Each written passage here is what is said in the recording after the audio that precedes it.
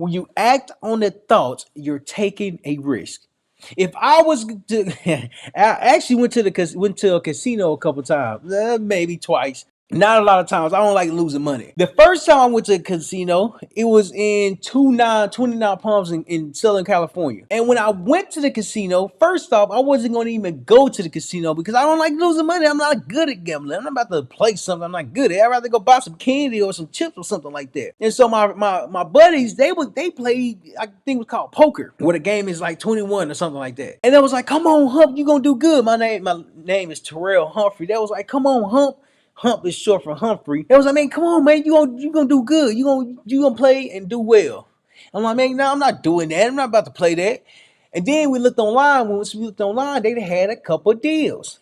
If you sign up today, you get $20 bonus. If you become a membership today, if you become a member of this casino, you additional $10. I think it was $10 and the total came out to 20. So I'm like, cool. I don't have to put money into it. Fine by me. And so I signed up for the program, then I signed up for the casino, and I ended up getting $20. And we go to the table and I'm asking questions before I sit down to play because this is not my money. It's my money, but it didn't come from me, but it came from the casino, but it's not my money. And so as I'm watching the people learning how to play, they say, okay, now we're gonna play.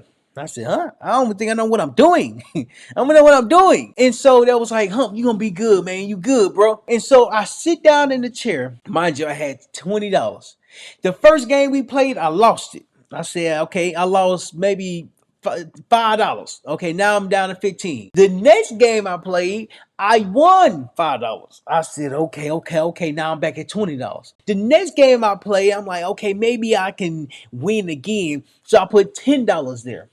So when I placed the $10 there and they flipped the cards, they gave everyone their cards and they flipped everybody's cards over and mine got flipped over. I looked at it, I just lost $10. So now I'm down to $10.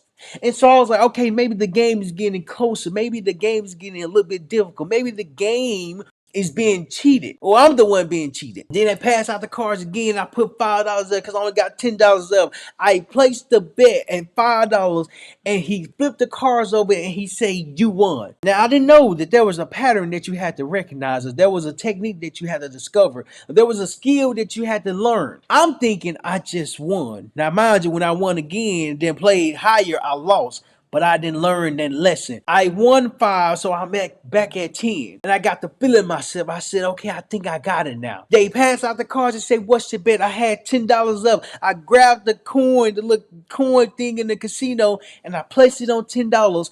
And I said, this is my bet. He passed out the cards, and once he passed out the cards, he flipped them over. When he got to me, he flipped it over. He said, good game, son. I said, oh, what you mean good game? I literally just got to playing. I only played 4 games. The game was over so quickly, I didn't know what to say. But I did get up because I wasn't going to get no extra money. And during that time, the lesson that it taught me is that when you are chasing your dreams, it's going to be a lot harder than you could ever imagine. You're going to have wins. You're going to have losses. You're going to have more wins. You're going to have even more losses. But until you figure out what you are doing, you have to continue to lose. You have to continue to win. And you have to continue to collect small wins because when you act on a thought, you're collecting small wins. You're not going to know everything until you figure out the action that you want to take today. You see, the result come from your dream, and your dream comes from the action. You start placing the work,